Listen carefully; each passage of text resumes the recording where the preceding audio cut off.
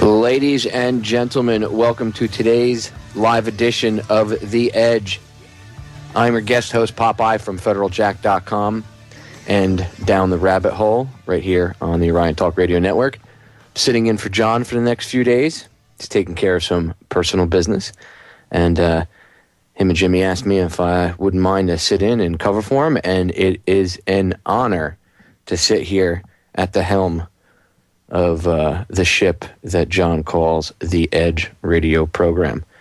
And I have a good program lined up for you today and for tomorrow, ladies and gentlemen. So I hope that you take away some knowledge and some information from this broadcast. The first things I want to get into is the news as of late. And I'm going to tear it apart. I'm going to play some clips for you, and I'm just going to tear into them. It's ridiculous. When I say they're, the elite, the establishment, whatever you want to call them, and their media prostitutes. The Fox News is out there, the CNNs, the CBSs, ABC, all of them, MSNBC. We all know they lie to us, right? Well, today I'm going to tear apart some of the clips for you listeners. And anybody that listens to my show knows that I do a pretty decent job of breaking things down. And I think you, ladies and gentlemen, that listen to John's show will enjoy it as well. So I want to cover the biggest one of all right off the bat. And that's this new thing put out by ABC, which is pretty much this, and I say new thing, I should say new, air quotes, news report put out by ABC last night, with Diane Sawyer.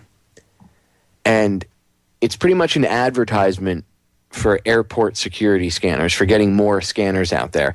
And conveniently, they interview Chertoff, who just happens to have a financial gain in selling more of these body scanners and getting them out there, as well as being a dual citizen of the United States and of Israel, and of obviously having some behind-the-scenes hand in things. This guy's a dirtbag. I could go on about how evil Chertoff is. You can just look at him and tell he's evil. The point is, he's in there trying to sell the body scanners as well, as former head of Homeland Security. Remember, most of these people that leave Homeland Security or the EPA or the FDA or any of these government agencies always end up going back into the corporate to work for the corporations that they were supposed to be keeping an eye on and regulating, but they never do. So anyway, I'm going to play this clip, and I'm going to tear it apart. I'm going to be pausing it and, starting it up again, because it's full of lies and propaganda. And if you saw it, I'll find the link for it, and I'll drop it in the chat for those of the people that are in the chat room. But you can actually just go on YouTube. There's a user by the name of Mox News. Just look up, it's like an advertisement for airport security, and I'm sure the video will come up. There's a little bit more to it, but just type in, it's like an advertisement for airport security, and you should see the video. It's an ABC News report from the 8th of May, 2012, with Diane Sawyer. And it's just filled with fear propaganda. And if anything you take away from the show today, it will be to not buy into this fear, because that's what they want. That's what this is all about. Even Wayne Madsen was on Alex Jones's show recently, and he said that it's like a lot of this stuff is it's almost like they want you to buy into the fear and keep feeding you that fear, and that's exactly what it is.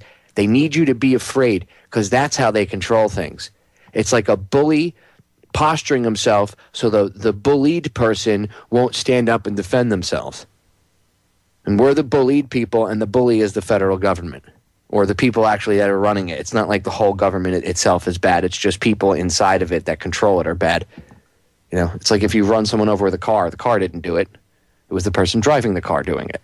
Here's the clip. Real-life spy. We now know it was a double agent who foiled that plot to bomb an airliner bound for the U.S. It was an incredibly dangerous assignment to operate secretly inside an Al-Qaeda terror cell. And ABC's chief investigator.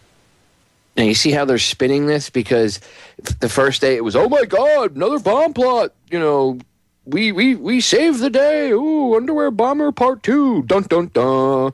And now it came out because somebody inside leaked it. A whistleblower leaked out that this guy was an informant. Now, all of a sudden, the spin is how brave this guy was, and this is how they do stuff, and they're trying to play this off like a victory. Even though they got caught, they're trying to play it off like the victory. So now they have no choice but to admit that this guy was an asset. Investigative correspondent Brian Ross is back tonight with exclusive details both about the spy and that bomb. Brian? Good evening, Diane. Well, the CIA, working with allied spy agencies in other countries, has pulled off a true Mission Impossible assignment, infiltrating al-Qaeda with a double agent posing as a suicide bomber and learning the secrets of its latest bomb design.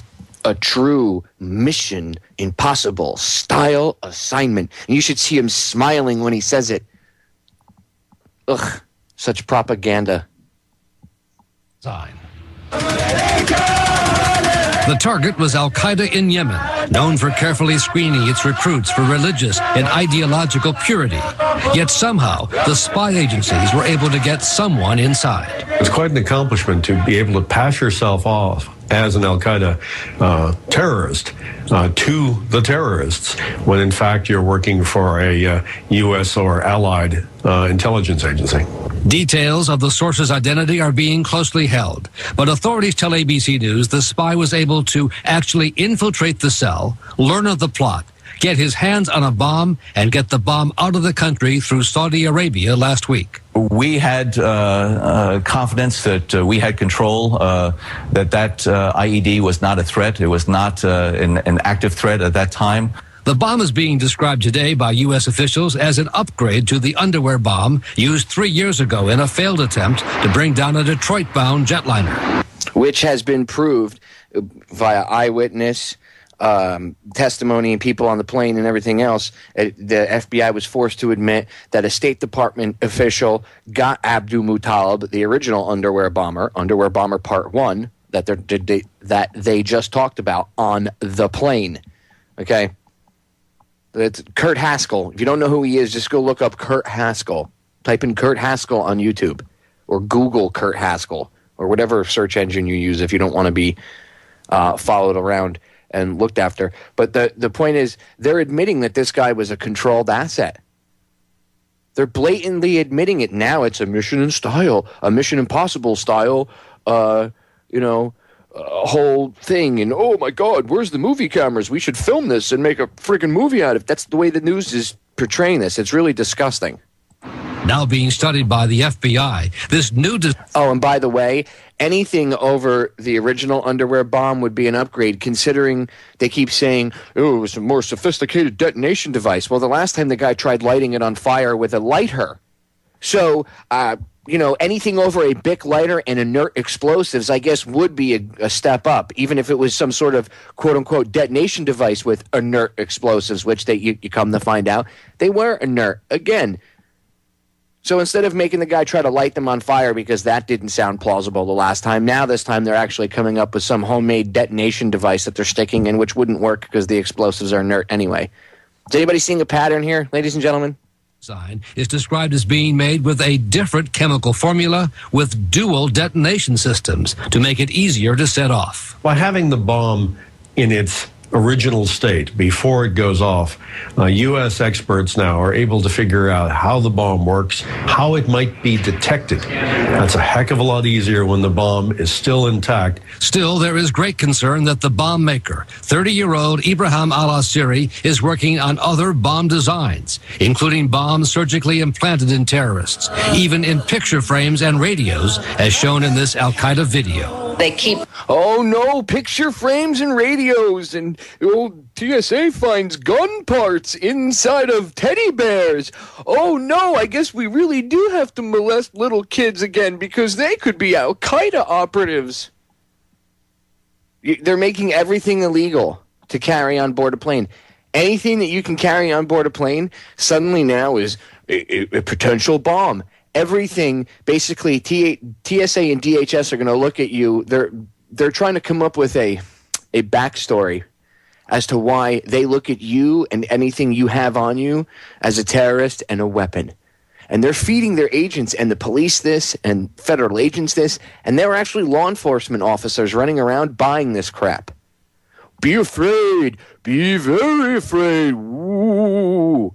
The boogeyman is going to come out of the closet. Better put a scanner in your bathroom. He could be hiding in your toilet. Better yet, let's put a scanner on the front door of your house. And while we're at it, we'll put a cop there too and a camera. Just for your safety, of course. It's all for your safety. I have to take away all your rights for your safety. Does anybody else not see the sense in any of this? Here, I'm going to play the rest of the clip. Trying to devise more and more perverse and terrible ways to kill innocent people. Well, hold on. That's the pot calling the kettle black. Hillary Clinton saying that, quote-unquote, terrorists are trying to devise more and more horrific ways to kill innocent people.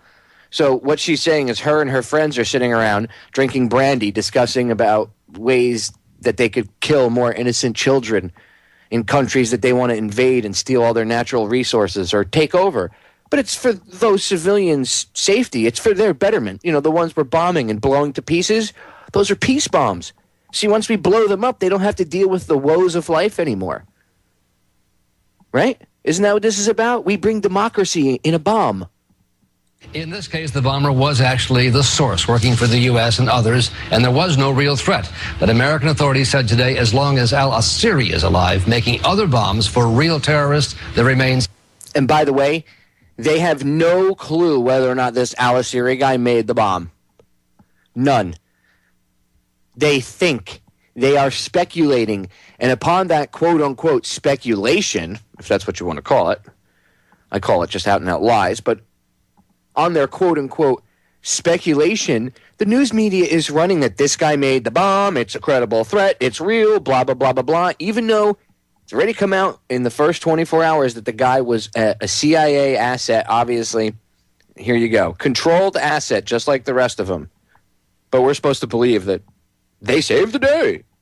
A grave threat to the U.S., Diane. And as you reported, Brian, thank you. Even though this plot was foiled, airport security is still on alert. And yet, ABC News has learned that millions of dollars of high-tech security equipment is gathering dust at a government warehouse. Equipment airports say they need. ABC senior national correspondent Jim Avila has the exclusive details on that. A nondescript TSA warehouse in Dallas. This is where the sales pitch for the body scanners comes in. Inside, ABC News has learned America's best weapons against Al-Qaeda's bomb of choice. Hundreds of baggage scanners, explosive detection systems, and in this wooden crate, the latest bomb-detecting scanners, sitting idle, never used, all in storage for more than 9 months, some more than a year, while nearly 300 airports across the country go unprotected by the newest, best bomb scanning technology. There are airports around America that really don't realize that in Dallas, Texas, there are huge amounts of this equipment sitting in excess. A congressional investigation to be released tomorrow, but obtained exclusively by ABC News tonight, concludes that the convenient. Exclusively obtained by ABC News. Owned by Disney, who brings you real factual information. Things like The Little Mermaid. Right. I would trust a company that's responsible for The Little Mermaid and The Lion King to bring me my news. Sarcasm, ladies and gentlemen, by the way, just in case you didn't get it. TSA is not only wasting $184 million by not deploying security equipment, it is warehousing the one device that can actually detect a non-metallic plastic explosive. When Congress asked why, the report says the TSA told them they ordered extras to get a discount and had no specific plan to deploy. Oh, conveniently, the editing, when they say the one device that can detect the explosive, the non-metallic explosive. You know what they show when the one device conveniently in the video? What do they show? The naked body scanner. That's what they show. But that was just coincidence, right? No, that's called perfect editing. That's so that, as his words are saying, the one device, your eyes see the scanner, and subconsciously your brain correlates that to mean that the only way out is to get naked body scanned in a microwave. You really think the news media has your best interest at heart? And remember, ABC is owned by Disney.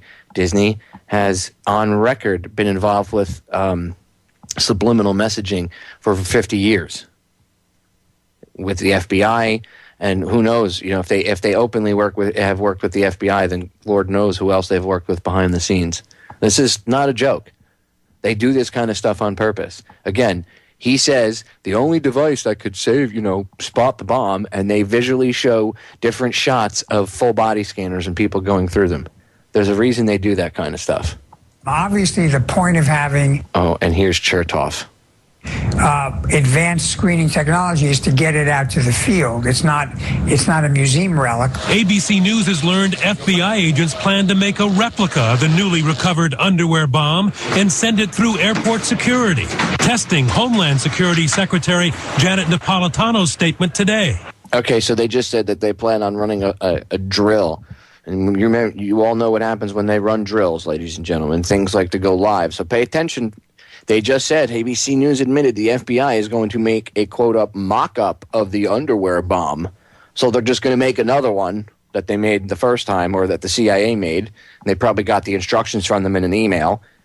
And they're going to try to run it through Homeland. They're going to try to run it through security. And what do you want to bet if they don't try to do something and make this go live? What they'll do is they'll make a big deal out of it. It'll get through without any detection, and it'll be, we need more scanners, we need rectal exams, we need TSA pulling teeth, we have to have, male prostate exams before you get on the plane soon. What's next? All things considered, yes, in a high likelihood it would have been detected. The TSA touts a layered approach, starting with intelligence from the CIA and FBI, pre-screening. Let me just clarify something. TSA and the word intelligence should never be together in the same sentence. Of who is flying, looking for the overly nervous, body and luggage scanning, and 700 randomly deployed canine patrols trained to sniff out explosives of all kinds. But dogs are not a fail-safe because of a high number of false positives. No one of these things is... What? Dogs aren't a fail-safe because of a high number of false positives? So... are you trying to tell me your numbers of stopping things are actually false positives? So that could mean that your numbers are tainted and that, wow. So all this is security theater, is what you're saying? All this wasted money? These cops walking around with thigh holsters with their guns on and, I'm Johnny Law, I will shoot you, I am Judge Dredd. All this is security theater? Is that what you're admitting? The magic solution, but taken together, they reduce the risk very substantially of a successful attack. The Department of Homeland Security says it's been working to deploy the body scanners at its warehouse. The delay was caused by smaller airports unable to fit them immediately, they say. But since the congressional investigators were there in February, only 2 of the advanced bomb-detecting scanners remain in that warehouse. Dan. You hear these stories so much, it seems. Thanks so much to you, Jim Avila. You hear these stories so much, it seems. Ugh. Diane Sawyer. I cannot stand that woman. She's so full of herself, it's not even funny. Ugh. I mean, this is a commercial. You realize what that was, right, ladies and gentlemen? That was a commercial for body scanners. That's what that was. And it was not only body scanners, it was a commercial pretty much for bringing in more police state type stuff so that when you go to the airport, you can get a proctological exam as well as get on the plane. I mean, hey, why not? I mean, I guess kill 2 birds with 1 stone. That's how it works, right? It's ridiculous. People should be pissed off about this. And yes, I've seen people protesting and go to the airports and they take, you see people like the one guy, he got naked the other day or whatever. No, for real, people need to get angry about this.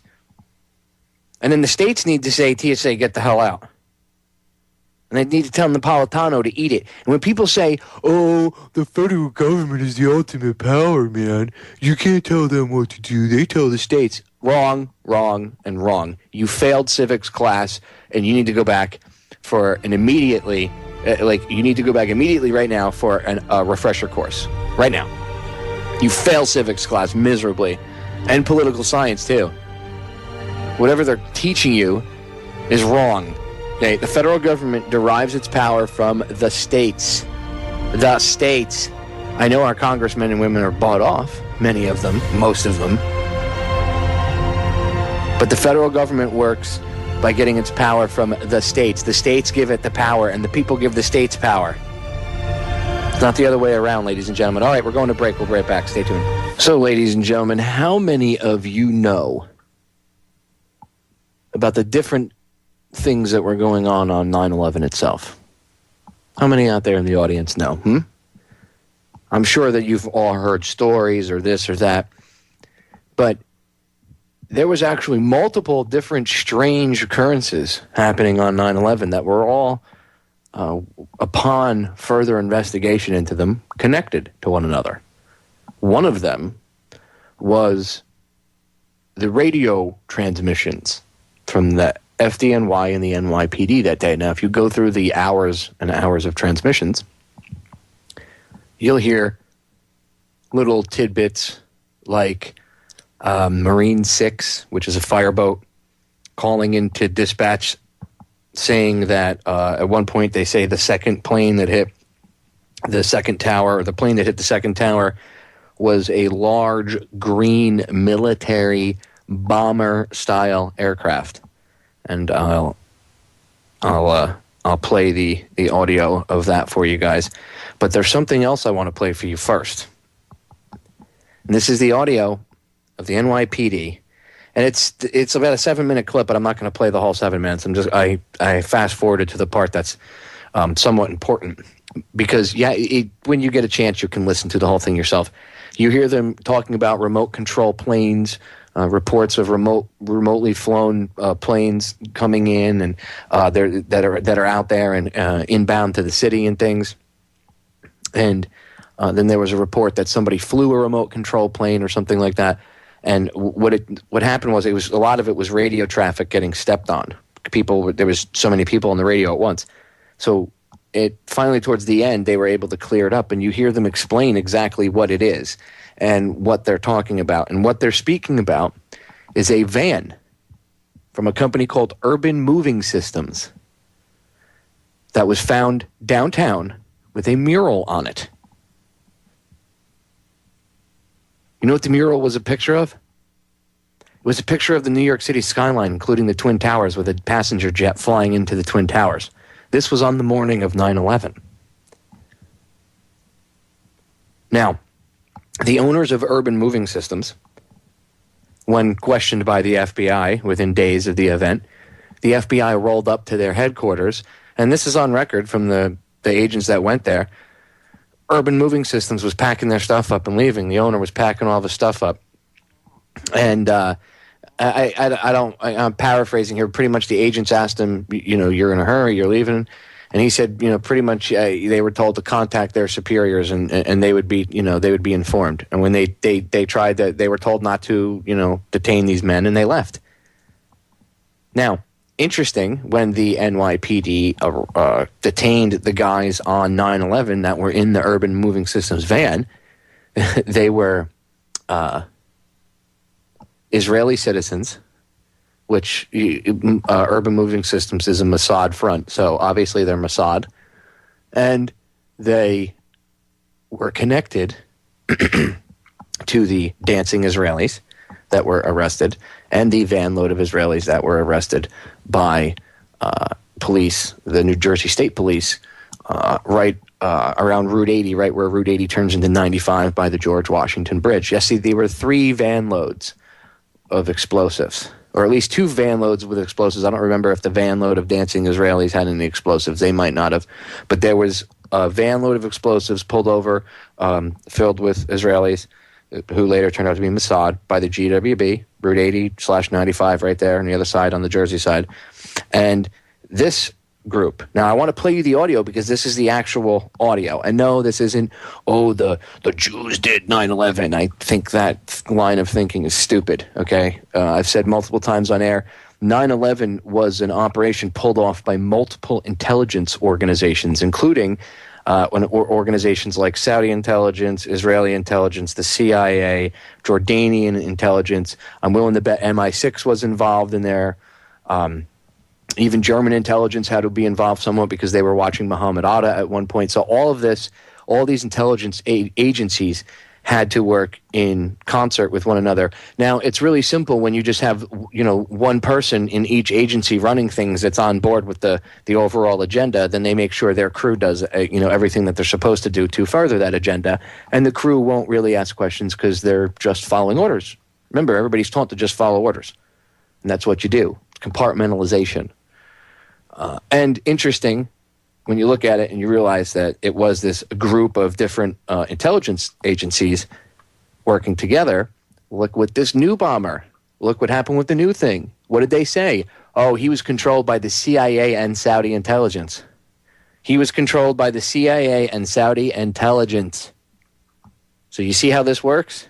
You see how they do things together? But I want to play this because you'll never hear this. This is audio that many people, they don't talk about or you just don't hear. And I think a lot of it has to do with when you get the people out there that are always what we like to call the Jew firsters, who constantly attack that and come from that angle. And by the way, if you read None Dare Call It Conspiracy, a book written 50 years ago, Gary Allen, go read his book. He talks about that in there. He says exactly how they try to hijack things and do this COINTEL type stuff operations. He didn't call it COINTEL back then, but he said they do these type of operations where they have somebody, pretty much and I'm paraphrasing here. I'll have to find the exact quote in the book, but he talks pretty much that if you believe in these people, pretty much, I'm trying to think exactly how it was. If you believe, don't buy into the people that attack the Jews all the time, that are Jews, pretty much, because that's a red herring argument. That's to get you, A, distracted from the real thing, and B, to make any criticism of Zionism or the Israelis or anything like that. And he didn't say that 50 years ago. He put it in his own terminology. I'm just saying that so people can understand in today's in today's world and today's players, any criticism of that is put, any criticism of Israel versus Gaza or Israel versus, Palestine as a whole or anything, or Israel being the elephant in the room when it comes to foreign policy at times and stuff like that. Any criticism of that is labeled anti-Semitic, and it's backed up by actions of people like that. So that any credible criticism of the sort gets you attacked just like they would be attacked, because they are, a lot of that stuff is just overboard. When you see people going overboard in their views about certain things and going to like the nth degree, as it were, and just pushing it beyond the realm, and then when people are like, all right, enough, they keep going, that's agent behavior. There's a reason for that. That's complete and utter agent behavior. And it's done to make people look bad, and it's done to distract. In fact, I'll play a clip, some other information about that later for you guys. You guys can hear ex-officials admitting that they do the very thing that I just said they do. And they admit to it. And they say it's done to, pretty much shut people up. Just like here in America, you'll get called a racist right now if you go against Obama. It's a keyword. It's a label. They marginalize you. And this has been done for, at least since World War II, if not even before.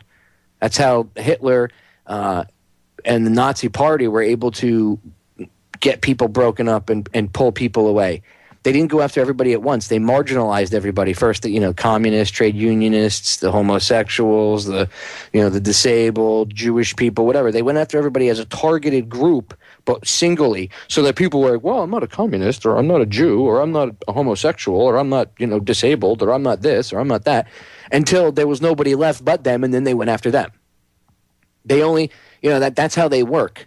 And I'm not, the Soviets, Stalin was a little crazier. He just kind of purged everybody. But the same thing, in order to get that tyrannical control, you need to marginalize people. You need to put people in this little label, this little box, so that you can close the box up, wrap them up tight with tape, and mail them off. And that's what all this labeling and of racism or anti-Semitism or whatever ism they throw on you. You know, you're a teabagger or you're a conspiracy theorist or you're this or you're that. That's why they come up with all these little interesting, nifty names. You know, when bin Laden died, everybody that didn't believe the official story, the news media for like the first 12 hours kept calling people deathers. They started using this terminology. You can go back and you'll see it if the videos haven't been expunged. But you'll see there's reports where they started calling people, and now we have deathers. First there were birthers, now there's deathers. Well, who do you think comes up with that? Where do these? Doesn't anybody ever sit back and wonder where these names come up from? Like, who came up with that term? Who is the official authority that says, yes, these people are out of their minds, we must call them this nickname? Who do you think comes up with little nicknames like that? The Central Intelligence Agency, Langley, an intelligence operation. Again, it all goes back to these intelligence agencies. All right, I've digressed a little bit. I want to play this audio clip really quick for you guys. So it's like the last 2 minutes of the this little piece. I have it up on my YouTube channel, and it's up on my website, federaljack.com. You just look up, it's right on the front on Federal Jack. Just look, it says 9/11, and then Mossad mural van, NYPD police radio report. And you'll see it's got the date on it and everything. You'll see it's right up on the front of Federal Jack. But it's about 5 minutes into where the video is, where I'm going to pick it up. So if you want to fast forward it yourself. But I suggest you listen to the whole thing so you get the full context of it. But it doesn't really change the fact of what they say. The listening to the thing, the whole video doesn't change the context of what you're about to hear by any means. It just gives you a bit broader of a picture. But rather than waste 7.5 minutes of making you listen to this kind of confusing radio traffic, I wanted to fast forward it to the important stuff. So here you go. NYPD 9/11/01 actual radio transmissions about the van with the mural painted on it, filled with explosives. 915, you on? Anybody advise the 10 stations operated? Negative. Get an updated plane. Spencer, I got a message on that plane. It's a big truck with a mural painted of an airplane diving into New York City and exploding. I don't know what's in the truck. The truck is in between 6th and 7th on King Street. All right, 10-4. I'll send the issue in the bomb squad there for West Gate. The phone? No risk message? That's fine. With a mural painted. Airplane diving into New York, blowing up. 2 men got out of the truck, ran away from it. We got those 2 under. That's good. Are you holding those 2 guys, Kay? We have them under. Let's get the music going. Listen to that. Get out of them. All right, get in. All right, listen, you need any further on those 2 guys over there? You all right over there, Kay? Yeah, both suspects under K. We have the suspects who drove in the van exploded. We have both of them under K. Let's get some help over there. Nah, I'm sending you ESU there. I just want to make sure you and your guys are all right over there, K. That's all. What's the location, right? Put them up. You know, we have both Trans driven that exploded. Is that correct? What location? The location, K. Ready that? That's the transport. What's that location? King Street between 6th and 7th. King Street, 6th and 7th Avenue. King between 6th and 7th Avenue. Unit is on the scene on King 6 and 7. Which unit are you, King? Captain Hamamuso on that's an evacuate. What's that? Explosion. Which unit is on the scene on King Street, King?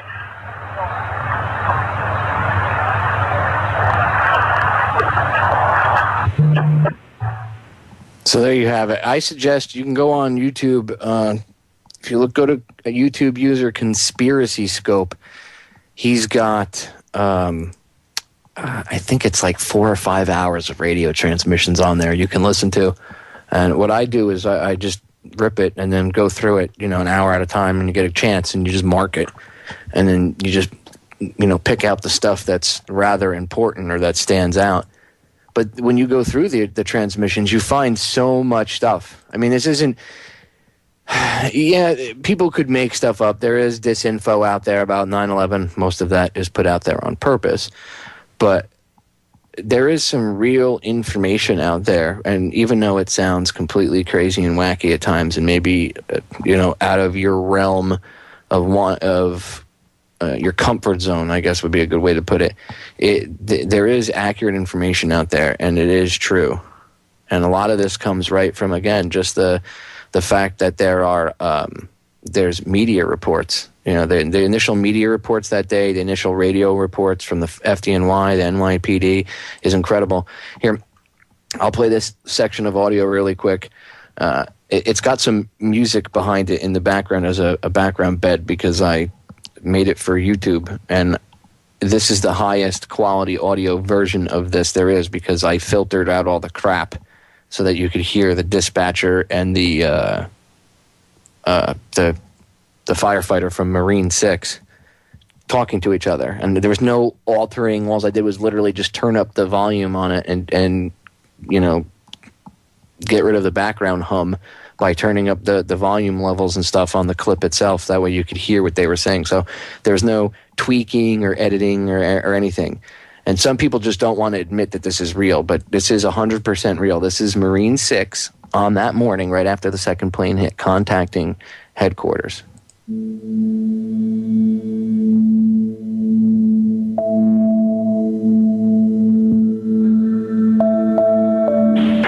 6 to Manhattan. Marine 6, go with you, man. Marine 6, that plane was a large bomber-style green aircraft into the second tower, be advised. All right, 10-4. Marine 6 to Manhattan. Marine 6, go with you, man. Marine 6, that plane was a large bomber-style green aircraft into the second tower, be advised. All right, 10-4. Marine 6 to Manhattan. Marine 6, go with you, man. Marine 6, that plane was a large bomber-style green aircraft into the second tower, be advised. All right, 10-4. All right, so you heard it. Marine 6 to Manhattan. Go ahead with your message. That plane was a large-style bomber, a large bomber-style green aircraft. You just heard him. Now, I've had people argue me and tell me that I edited that and that's not real and that the fire department wouldn't have said that and anything else, and that they later corrected themselves. And I said, well, show me where they later corrected themselves and said, oh, it wasn't a bomber. Show me. Because I listened to the audio. I know the exact mark for that. I could bring up the file and show you where I dropped the markers to pull the audio out of the 4.5 hours to show you that little segment. Again, one must listen to these audio clips. One must watch the local news. One must pay attention because it is attention to detail that makes things like this stand out. The chaos that was going on that day was just, there was so much of it that it's hard to be able to keep up with all this stuff. People can't keep up with all this. They're, oh my God, this is just too much. But if you sit and listen at little 1 hour segments here and there, your brain will be able to digest it and stuff will pop out. So go to Conspiracy Scope, all one word, Conspiracy Scope on YouTube, and he's got the full, it's like 4.5 hours long. He's got this chunk of radio transmissions from that morning. And that covers from the time the planes hit till the time that the towers went down and everything else. So there was a lot of crazy stuff going on in that little period of time. 9/11 was too big of an operation for just one little group to carry it out. So when people say it was an inside job, I used to scream that and preach that and rant that all the time. And I still once in a while will say it, but that's maybe for the uneducated, maybe to wake the uneducated up. But in reality, it was more than an inside job. It was a job. It was a global job. And of course, the outcome was meant to be global in design. They wanted to create this huge push for militarization and for invasion and empire building. So, and there was other reasons to do it too. So, it worked for everything that they needed it to work for. Project for a New American Century. I know some people that are listening to Stokes already know that 9/11 was a false flag terror event. But read the Project for a New American Century. Read their Rebuilding America's Defenses paper. Once you read that, you'll understand the basis of how this elitist group with ties to the right people in the right places could make something like this happen. They could have found something that maybe was some fledgling plot, and there's an informant in the group, and they foment it, and they keep feeding it, and they give it water, and they give the seed nutrients and water and the right amount of sunlight, and eventually a plant grows out of it. A plant could be good or bad depending on what you do with it, but these guys take that and they grow the plant, and then they make, once the alarm bells start going off, you have people here in the United States whose alarm bells were going off, warning whistles were going off, and they were run off the road. In one case, an FBI agent, I think he ended up disappearing. Nobody found him. The one that was, I don't know if he was just run off the road or if they found his car on the side of the road. There's one of them, I think, that actually went missing. I know John O'Neill, the head of the bin Laden unit, quit because he kept getting stonewalled, and then he died on the morning of September 11th in the World Trade Center. Although they said they found his body in a closet, and he was already dead, and he was all curled up inside of a closet in an office. The death of John O'Neill is crazy too. It wouldn't surprise me if there were certain people that were at the World Trade Center complex that needed to be taken out, and if there weren't people, running around in the chaos as the building was burning, they would know that there was a certain time frame they had to work in. And all they had to do was make sure that they got up and down, up and down, up and down. Who knows? Maybe they killed John O'Neill because maybe he would have opened his mouth and said something. So he had to die in there. Who knows? But investigate it, ladies and gentlemen. I know it sounds crazy, but it's the truth. All right. Top of the hour break coming up. Stay tuned. Hour number 2. Don't go anywhere. We are back, ladies and gentlemen, with hour number 2. Today's edition of The Edge. I'm your guest host, Popeye from FederalJack.com. It's my website. I also have a show here on the Orion Talk Radio Network called Down the Rabbit Hole. You can hear my show Wednesday nights and Friday nights, 10 p.m. to midnight Eastern Standard Time, and Sundays from 5 to 7 p.m. Eastern Standard Time. Go to OrionTalkRadio.com. Go to shows and hosts. You'll see my show right underneath Radio X. It says Down the Rabbit Hole. Click on it and join us. You might learn a thing or two. You might hear some stuff that'll blow your mind, but I promise I will give you the resources to go look it up for yourself, and you will always hear me urge you to educate yourself. And I will always, always, always tell my listeners, or the listeners of any show that I'm on for that matter, including John's here today, to do the research for themselves. So never just believe anything any of us say. Don't just take it for gospel because some radio show host says it and he comes across with some factual information. No, research it for yourself. Like Kennedy used to say, trust but verify. Because I could lead you to the water, but I can't make you drink. You have to do that yourself. And then and only then will you actually see the reality of things, and the level of things will set in. Because I know people that have woken up due to things I've said to them, but the reality, I guess maybe the level of things, the weight of it hasn't set upon their shoulders yet because they haven't seen it themselves. Everybody has to see it themselves. You can't force anybody to see this stuff. You can give them the info and hope that they take it and run with it, and that's what we do. So check my show out 3 days a week. And check my buddy Joe Joseph and my other buddy Tim Watts out too, Tuesdays and Thursdays. Same time slot, 10 p.m. to midnight Eastern Standard Time. And on Sundays after my show from 7 to 9. In fact, just stay tuned into Orion 24 hours a day. It's easier. Just turn Orion on and don't ever turn it off. It's much easier because then you'll always have good programming. All right. So second hour here, I want to cover a few more things, and this pertains to 9/11 again. I'm going to stay on the 9/11 thing for a little while longer, then we'll go on to a few other things. But this is an important issue, and I feel that I want to stay on it for a little while longer. So, James Corbett, he's got a website called The Corbett Report. He does videos and stuff, vlogs, newscasts. I think he even does his own radio show. Anyway, really, really, really, really nice guy, excellent researcher. And he did a video call, and I think he was titled 9/11 A Conspiracy Theory. And I re-uploaded it to YouTube, and I titled it Everything You Ever Wanted to Know About the 9/11 Conspiracy Theory in Under 5 Minutes. So I'm going to play this clip really quick for you, and it's not hyperbole or anything on James's part. It's him reciting the actual story with facts, and you'll see how absurd it sounds. And then after that, I'm going to introduce you to a lady named Sybil Edmonds, and you're going to hear what she has to say.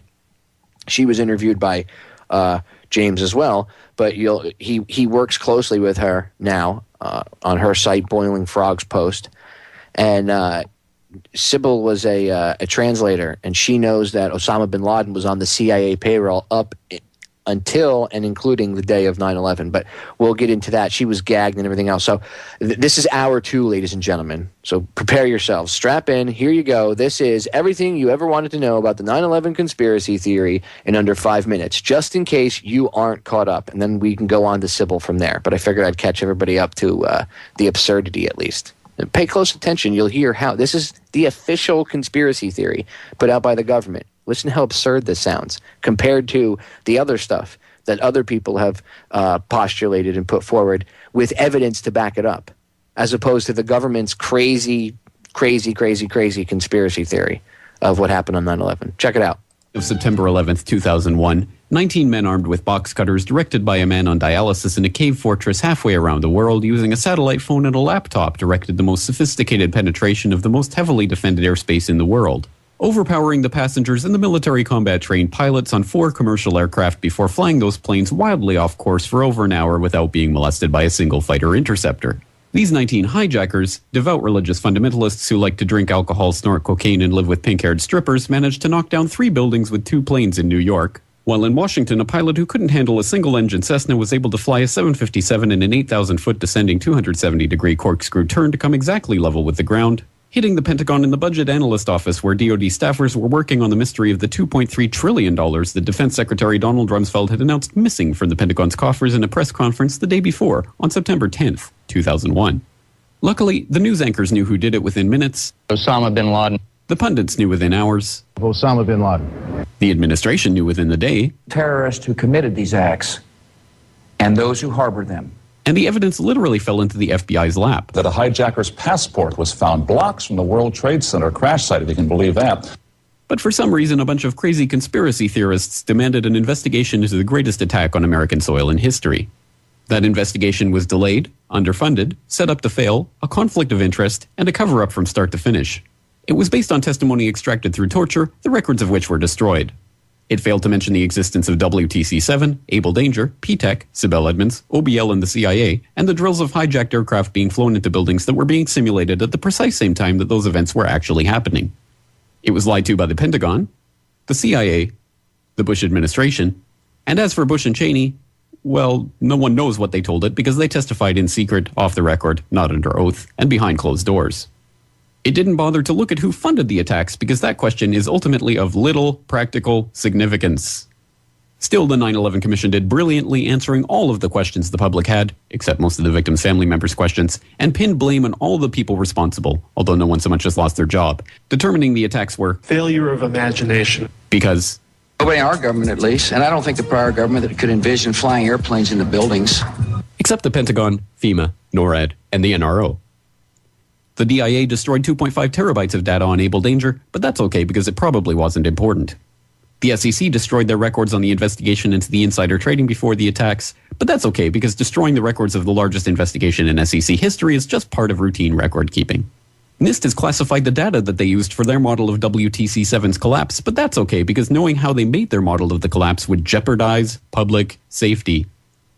The FBI has argued that all material related to their investigation of 9/11 should be kept secret from the public, but that's okay because the FBI probably has nothing to hide.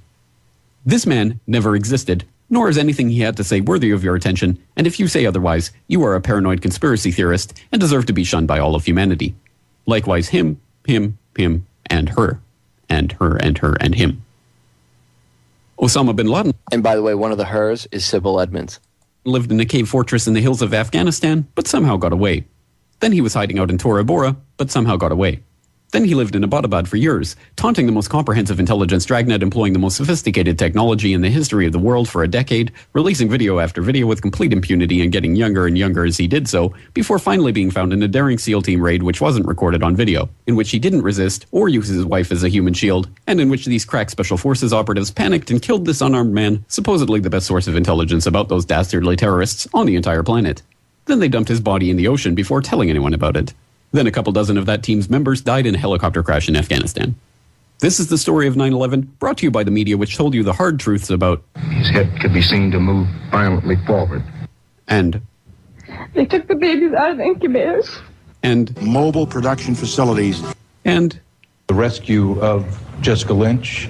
If you have any questions about this story, you are a batshit, paranoid, tinfoil, dog-abusing baby hater and will be reviled by everyone. If you love your country and or freedom, happiness, rainbows, rock and roll, puppy dogs, apple pie, and your grandma, you will never ever express doubts about any part of this story to anyone. Ever. This has been a public service announcement by the Friends of the FBI, CIA, NSA, DIA, SEC, MSM, White House, NIST, and the 9/11 Commission. Because ignorance is strength. Man, let me tell you something. Corbett knows how to put a video together. And ladies and gentlemen, he wasn't going off. That wasn't hyperbole. That wasn't him, taking anything and exaggerating it. That was him reading the official story with some facts thrown in there at the right time, with sarcasm, to show you how insane the official story is when here's evidence to this, here's evidence to that. That's how insane the official story is. But most people don't know anything about the official story. They don't. They think the official story of Oklahoma City itself is the truth. That in itself is a whole show. In fact, I've interviewed the guys twice from A Noble Lie. It's a film. If you haven't seen it yet, go to anoblelie.com, anoblelie.com, and watch the trailer. And I would suggest getting the film if you want to learn about what happened with the Oklahoma City bombing. You will be amazed at the amount of evidence that shows that it was not Timothy McVeigh and there was something more sinister going on. So check that out.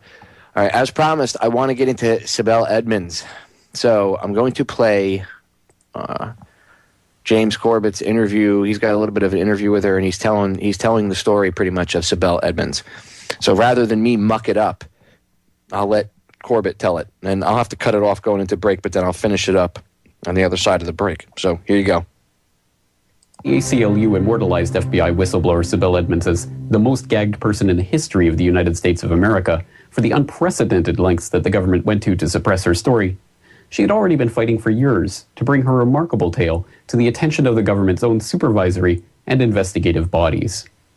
When she brought the story of the malfeasance, gross misconduct, and foreign infiltration she had witnessed in the FBI's Washington Field Office Translation Department to the attention of her FBI supervisors, she was harassed and eventually hounded out of her position. When she brought her story to the Justice Department's Inspector General, they delayed their report on the criminal conduct of the FBI for over 2 years. When it was finally finished, the entire report was classified. When she tried to pursue her case via the courts, Attorney General John Ashcroft invoked the state secrets privilege and filed a motion to dismiss the case because the litigation creates substantial risks of disclosing classified and sensitive national security information that could cause serious damage to our country's security. When she turned to Senators Grassley and Leahy to help draw attention to her case, the DOJ retroactively classified anything that any member of Congress had said or written on the case, including material that was on their websites or statements they had already made and had been published by media organizations like CBS and the Washington Post. Despite these remarkable efforts to suppress the story, or perhaps because of them, the narrative of what Sybil Edmonds had to say finally began to emerge less due to the occasional efforts of mainstream media organizations or supposed whistleblower organizations than through the diligent, painstaking efforts of independent journalists and documentary filmmakers who are willing to persist despite overwhelming odds. Sibel realized she had been approached by spies who had penetrated the FBI Language Services section. And then we escorted them to the door and wished them good day. I didn't know at the time, had no idea that what had just taken place was going to have such a dramatic effect on our lives and had such a devastating effect on Sibel. What Sibel told congressional investigators was that there had been investigations into Turkish targets. Some of these Turkish targets were supposed to be government officials, diplomats working in the embassy or in the consulate in Chicago, and some were non-governmental officials working for the ATC, the American Turkish Council. One of the entries indicates nuclear secrets black market. It says Edmonds alleges that in the course of her work for the government, she found evidence that the FBI, State Department, and Pentagon had been infiltrated by a Turkish and Israeli-run intelligence network that paid high-ranking officials to steal nuclear weapons secrets. And they have some footnotes for that and some sites. Is that correct that you made those allegations? That information is correct, and if ever we may think it, I would say those are government organizations and others. There's another place missing there. They list the State Department, etc., but there's one other place that's missing. And what is that place? That would be RAND Corporation. After a decade of bringing this remarkable story out, however, Sibel Edmonds finally came to the decision to publish the details of her story in a memoir.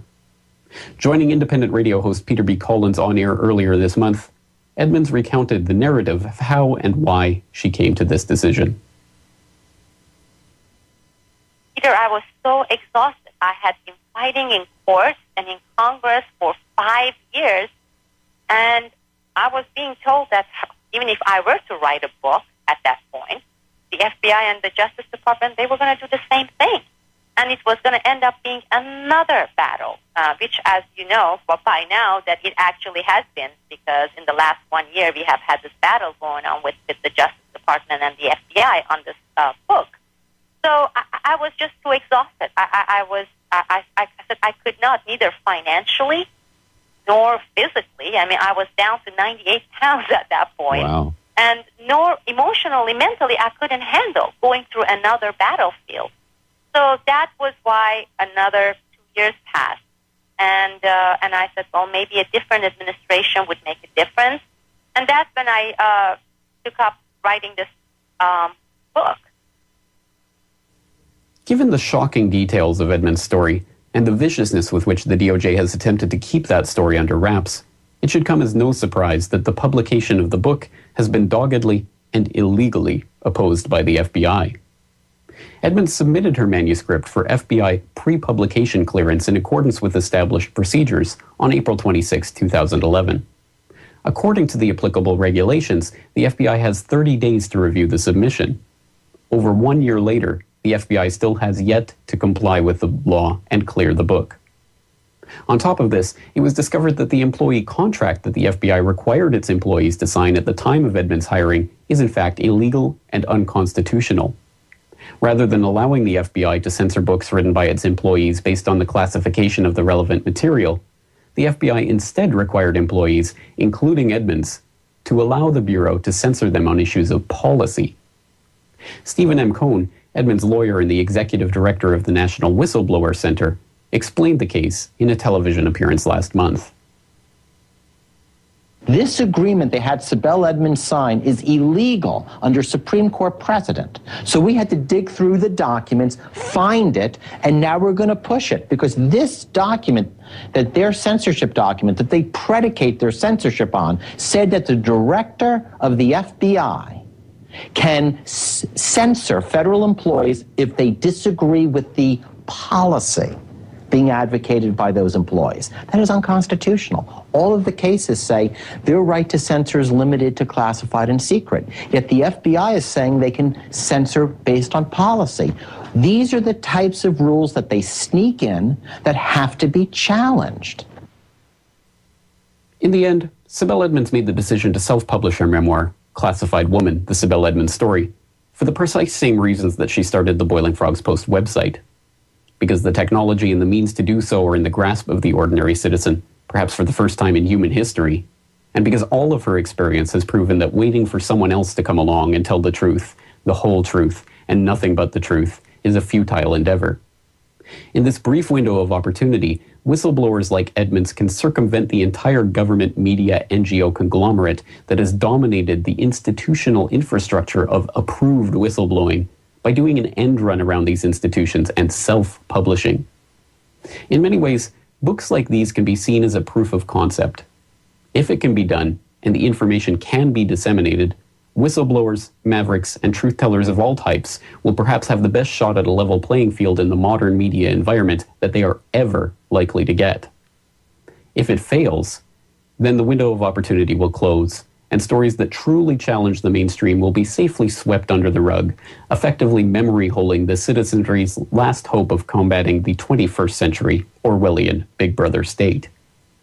Surely there have been times like this before, moments during which truly incendiary information was made public. But never before has the public been directly responsible for the success or failure of this form of whistleblowing. In the past, the public would have had to passively accept what little information they could from the scraps that came out of the opaque processes of court proceedings or governmental oversight bodies, been thankful for the occasionally successful efforts of the officially sanctioned Beltway Insider watchdog NGOs, or dutifully paid the big-name publishers for the pleasure of reading the stories of those whistleblowers who were able to make it through the editorial vetting process. Even in the WikiLeaks model, what information comes at the public is completely at the whim of those in charge of the process, including the time and manner in which this information is released and how it is released, usually in conjunction with the very same mainstream media entities like the New York Times that have so long been so visibly in bed with the political institutions they laughably claim to be holding accountable. But now, for the first time, individual whistleblowers and authors are able to make their stories widely and instantaneously available all around the world for relatively little cost.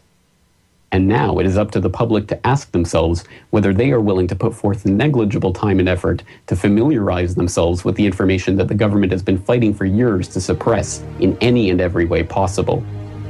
It remains to be seen whether or not the Sibel Edmonds story will finally be able to break through the walls that have kept it from the public for so long. All right, I'm going to stop it there, and I'll finish it up on the other side of the break in the final segment. So don't go anywhere. We'll be right back in a few minutes.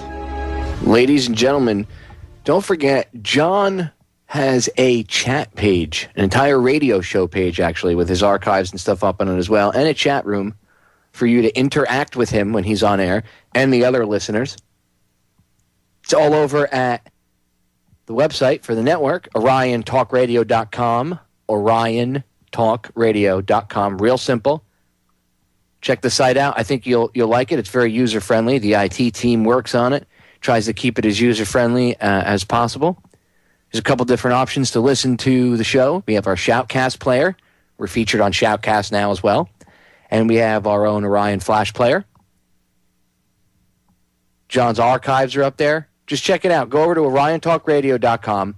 Look under shows and hosts. Just highlight it. And if you let your cursor sit on it for a second, you'll notice a drop-down menu pops down. And on the drop-down menu, you'll see The Edge with John Stokes, right by the Bob Tuskin Radio Show, and Tom Donahue Reports.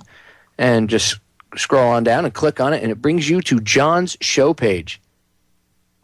And it's got John's website, it's got his email, again, the players, everything you could want, his archives, and a chat room for you to interact with Mr. John Stokes, the man, the myth, the legend himself.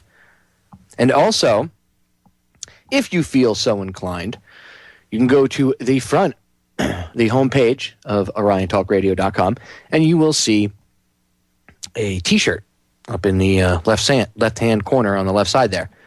Click on that, and if you want to support the network, you can purchase a T-shirt, and it's like a donation basically, and you get the T-shirt free. You just got to tell us what size you want, and it's anything over $20 gets a free T-shirt. So if you donate, you can either buy the shirt or you can just click on the donate button. Anything over $20 gets a shirt. So either way. But specify the size if you want your free shirt, if you donate over $20. And that way you get, you're helping the network. You're helping us bring on programming. You're supporting John. You're supporting, all the other hosts here on the network. And you get a free T-shirt out of it. And you get to, it's advertising for the network. You get to sport a spiffy-looking shirt. And people go, hey, who's that? Who's Orion? And you go, number one in talk radio and the alternative media. That's who. Go check it out. RyanTalkRadio.com. Okay. I'm going to get back into playing the last of this clip for you guys from the Corbett Report, being that this is the final segment. Man, this show flies by so fast. I want to thank everybody, by the way, for tuning in today and hanging out with me. John's got some really cool listeners. So here you go, ladies and gentlemen. The rest of the story about Sibel Edmonds and whistleblowers, and this is the report from the Corbett Report. James Corbett. Well, this time the wall is not a bureaucratic one, nor even one of censorship, but a wall built by the public's own apathy. In a play on the old adage about the tree falling in the forest, one might well ask, if Sibel Edmonds blows the whistle in a media forest, and no one is there to read it, will that whistle make a sound? This video is brought to you by the... All right, well, I thought there was more to it than just that. Oh, well, I thought he was going to go into a little bit more, but you get the idea. Thankfully to Sibel for what she's going through, that what she was willing to put herself through is helping, and if this does work, like James says, it'll empower others because they'll see that, hey, it worked for her, and hopefully, and I say hopefully, it'll empower others to step up and be whistleblowers, because nobody really wants to get in trouble. Nobody wants to deal with what Sibel went through. And again, she knows a lot of info about what was going on behind the scenes on the day of 9/11. She was a translator. There's other stuff she knows about infiltration. And I'm going to tell you, there's no way that this woman wasn't obviously she was targeted, but there's no way that what she says isn't on point. Otherwise, they wouldn't have targeted her. I can't speak today. Targeted her the way they did. They would not have targeted her at all the way they did if she was full of it. So when people say, oh, Sibel Edmonds is crazy, she's disinfo, she's full of it, right? Because the government would have spent that much time and money and effort going after somebody that had absolutely nothing to say of any value, right? Right? Really? That's what you expect me to believe? Mm-hmm. Right. Okay, check it out. Sibel Edmonds, look her up. Let me see if I can find the website address one more time for you. It is boilingfrogspost.com. boilingfrogspost.com. Sibel's name is Sibel. Last name Edmonds. Sibel Edmonds. Go read her story, and you will be surprised at what you see and the information you learn. And this is just one case, ladies and gentlemen. You need to go research 9/11 and all the shady stuff that was going on beforehand, during that day, and then afterward. And then tell me again that it was 19 guys with a satellite phone and a laptop being directed by some dude in a cave on dialysis who was able to evade the Army Rangers and Navy SEALs. Really? Really? What, did he pick his dialysis machine up and run with it? Okay. The absurdities that are out there, ladies and gentlemen, in regards to it are just overwhelming. All right, I want to switch gears and move on to something else. I think I've 9/11'd you enough for today. Some interesting news, some, I guess, perhaps good news. In response to more than a year of Justice Department stonewalling, Congress and the American people on Operation Fast and Furious The U.S. House of Representatives today passed by voice vote an amendment cutting Justice Department salaries until they fully answer questions on the failed gun walking program. Oversight Committee member Representative Trey Gowdy, South Carolina, sponsored the amendment which cuts $1 million from the Justice Department's General Administration Fund and is part of fiscal year 2013 DOJ appropriation. Wow. Now, if we can only get them to have a little more teeth and actually call for the arrest of Eric Holder on treason. Amazing. Let's see, there's a video with some audio. Let's hear the audio. You want to hear the audio from the House floor? Let's hear the audio from the House floor. Let's see what they had to say. See if they actually held them accountable or if they actually talked not so tough. If they kind of let them off the hook. Let's see. Well over a year now, committees of Congress have been trying to answer basic fundamental questions about an ill-conceived, ill-executed firearms operation called Fast and Furious. A Border Patrol agent was killed. Hundreds of Mexican citizens have been killed. Thousands of weapons are unaccounted for and likely, Madam Chairwoman, to be used in future crimes. But the Department of Justice and the Attorney General specifically will not provide documents properly, legitimately requested. So I am left with no choice, Madam Chairwoman, but to offer an amendment cutting the Department of Justice appropriation. Madam Chairwoman, Congress has been patient, indeed too patient, in my judgment. And I understand that for some, everything is a political exercise, but surely the Department of Justice can rise above petty partisan politics and comply with a subpoena. The Department of Justice, Madam Chairwoman, expects others to comply with subpoenas, yet they will not do so themselves. Well, I have to interrupt for a second. Of course they're not going to reply to the subpoena because they're guilty as charged of trying to instigate a false flag operation in order to crack down on the Second Amendment of the United States and American citizens. So of course they're not going to respond to a subpoena. Eric Holder's in trouble. And besides, he thinks he's above the law. When you get called to when the teacher gets called to the principal's office and the teacher thinks he's above the law, that's above the principal, that's a problem. For those watching at home, what would happen to them if they ignored a summons for jury duty? What would happen to them if they ignored a grand jury subpoena? What would happen if a committee of Congress demanded documents and they summarily refused to cooperate? Madam Chairwoman, they would be sanctioned, fined, and probably jailed. The Department of Justice is not just one more agency within the federal government. And the Attorney General is not just one more political appointee put in place to advance one agenda or the other. Lady Justice, Madam Chairwoman, is blindfolded. I'd have to interrupt you, Representative Gowdy, and say you are wrong when you say that what you just said. In this day and age, yes, he is put in to further a political agenda. Whether or not, if you're saying that that's not his position of power, that's not his duty, well then yes, you are accurate, sir. But if you are saying that that's not how things run, well, then you're wrong. That is how things are running. And what we need to admit is instead of saying, well, that's not how it's supposed to be, we're supposed to say this is how it is, and they need to be held accountable for treason. So we need to talk a little tougher. For a reason. She can see who's in front of her. She just chooses not to. The Attorney General is the chief law enforcement officer for the United States, and that is a role that is far and beyond politics. Citizens must have confidence in the institutions of justice, and they must have confidence in the top law enforcement official in the country. And how can they possibly have either if the Department of Justice is withholding documents? Madam Chairwoman, it did not have to come to this. It should not have come to this, but there are basic questions the public and Congress have a right to have answered, such as, who in the Department of Justice approved the tactic of gun walking? Why was the criminal chief advocating for the tactic of gun walking on February the 4th, 2011 in Mexico, which is the very same day a demonstrably false letter was written to United States Senator Chuck Grassley denying the tactic? Yeah, get fired up. Now just call him a traitor and call for him to be executed. Well, actually, you don't even have to call for him to be executed.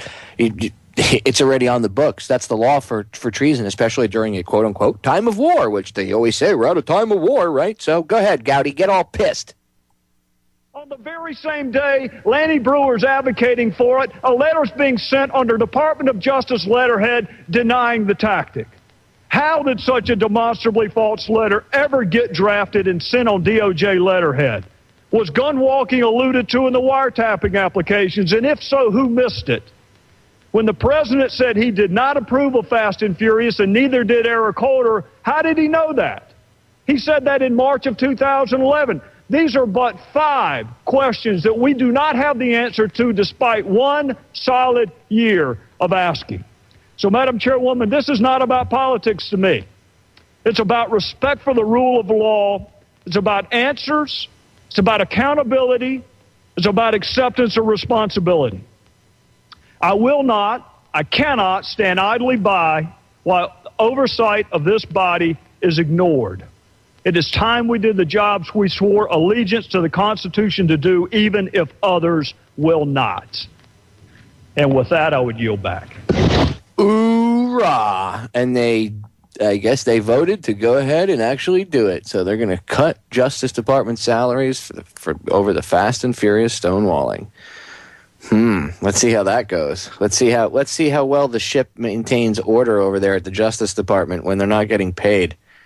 You'd be surprised how fast people's loyalties go out the window when their paycheck stops coming in. See, one must remember the alternative side to that double-edged sword that is, I was just following orders. Well, remember, those just following orders have a tendency to not follow orders when the paycheck stops flowing in, because that is, after all, why many of them do follow those said orders, is because of the paycheck they are receiving. So once that paycheck stops, it's amazing how fast that quote-unquote loyalty goes away. Unbelievable. Well, at least it's one good thing, I guess, right? I guess we have one good thing to be happy about today. That the Department of Justice isn't going to be getting, well, they'll probably figure out a way to get it. I shouldn't say they're not going to get it. We'll see. We'll see. I'll say I see it. I'll believe it when I see it, because I don't believe, I've heard them pontificate on the House floor about plenty of things, about doing things, but if he had said that, they should hold him accountable and actually bring him up on charges and, ask him for, I don't know how they would, who would they ask to press charges against the Attorney General? I don't know how, I guess I'm sure there's some sort of precedent for doing it, or something set in place to do it and take care of things. But, man, I guess that's another thing. These guys don't know even, I bet you, you think about it, most of these judges, lawyers, whatever, they don't even have a clue as to what's going on. They buy into what they're fed. And if they did have a clue, how would they go about going after someone like that? Like, how does a judge go after the Attorney General? I know you could say, well, he's a judge, Popeye, but there's got to be, there's got to be someone that's willing to enforce it and physically, if they have to arrest Eric Holder. So who do you ask to do that? That's a good question. I guess you could ask the U.S. Marshals, but don't they work for the Department of Justice? So I don't know. So we'd actually have to, that's a good question. We should, the listeners, we should look into that. I myself will look into that, and on future shows, one of my shows, I'll have to look into it and get into that. That's a good question. I wonder who you would task with arresting the Attorney General if he's in charge of the Justice Department. The FBI is not going to try to arrest him. I mean, technically, I guess you could have the FBI or the U.S. Marshals arrest him, but would they? Would you be stonewalled if you actually were a politician and you were actually going to try to do it? Would you be stonewalled by the White House, stepping up and getting in the way? Would you be stonewalled by the Department of Justice actually just not doing anything because they wouldn't want to get involved? Who do you turn to? That's a good question. Well, I guess the citizens could arrest them. But in reality, then they would just say it was a revolt or something, and they'd break out the Darth Vader outfits and bullets and guns and try to make it a reason for martial law or blood in the streets, any reason that they can get. So the question remains, who do you contact? Well, I guess if you had good FBI agents, they would do it. I said if. Unfortunately, many FBI agents are bad. There are good ones out there still. Maybe if you guys listen to this broadcast, I know all internet-based alternative media is being monitored. So go ahead and monitor this and record it. By the way, you should donate to Orion at least $20 and get a T-shirt. You get a free T-shirt, and it's job security for you guys. That way, at least you know the network is still around. You know, continues on, and you'll have a reason to record things. It's a win-win. But there has to be good agents out there that'll hear something, perhaps, and maybe you guys can step up and remember why you got involved. You know, take the honor of the FBI back from these dirtbags and try to. Although, from my research, the FBI has always been the Federal Bureau of Intimidation, but that's probably why they called it the FBI. I don't think the I really stands for investigation, but if you signed up to do the right thing, then do the right thing. Defend the Constitution. U.S. Marshals, I don't know. I don't know who would you call? That's a good question. Because Holder should be held accountable. I mean, the man's got blood all over his hands, dating back to Waco. Oh, yes, I said Waco. That's right. Holder's a really bad guy. He really is. And it's not just him. It's not like Eric Holder. See, blaming everything on him would be kind of idiotic. He's just another useful moron, you know, being controlled by people. But his actions himself are not things like, oh, well, I had to do this. They threatened me. This guy's willingly doing the things he does. And how about all the hate crimes that have been going on in the case of in the wake of the Trayvon Martin shooting? You have all these people getting riled up by Jesse Jackson and Al Sharpton. And there's been black on white crime where they're attacking groups of, you know, black teenagers or even somewhat older individuals are attacking one or two white people and beating them, and in some cases these people are dying or ending up in comas, and they scream out, "This is justice for Trayvon," you know, blah, blah, blah. Now, who's responsible for that? I know the people that did it are responsible. They are responsible for their own actions, but you got Jesse Jackson and Al Sharpton running around trying to stir the pot up and cause problems. All of this is connected. Dude, Sharpton and Jackson, come on, two biggest stirrers in the world, stirring things up. And you got, what's his name? Jesse Jackson. He's a member of the Council on Foreign Relations. So he gets his marching orders. He controls Sharpton. They go around riling people up. And then you got morons running around in the street causing all these problems, right? Now, back to the original point that I brought this up for. Holder won't prosecute any of these people. He's not interested in even looking into any of this stuff. He doesn't care. He doesn't care. He didn't care when the Black Panthers were intimidating people, because he obviously has been brainwashed with whatever, you know, he's been brainwashed with, and he won't do it. Now, he says, oh, it's because, you know, black people have been oppressed for so long. Personally, I don't think that's the complete truth. I think that's him stirring up the pot to play into this whole race thing, this whole trying to stir up this hatred and division amongst everybody in this country, which is what it's for. They want to keep everybody divided. They want to keep everybody fighting and divided amongst each other so that they can pull things off like 9/11 and bring about more control and one world government type things and take away our freedoms. This isn't a joke. They're doing it right in front of our faces now.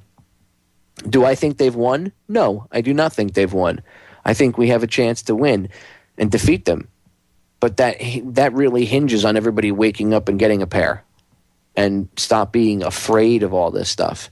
You know, I talk about all this stuff and I bring it up because people need to know the information, because info and knowledge is power. But I always make sure people understand that you should not be afraid. Okay, this is something to not. I mean, it's a possibility that it could happen, but don't sit and just buy into the fear and feed off that fear. I say it all the time on my radio show. I've been saying it for a long time, and there's other people out there to say the same thing. Don't feed the fear.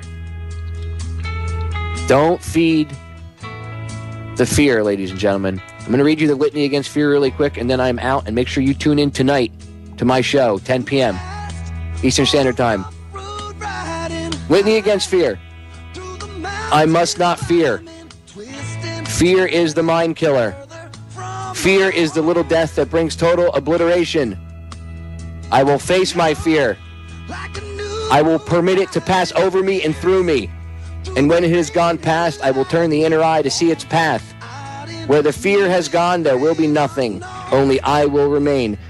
No fear, only love, ladies and gentlemen. I will catch you tomorrow, same bat time, same bat channel. And I'll see my regular listeners tonight at 10 p.m. I'm out.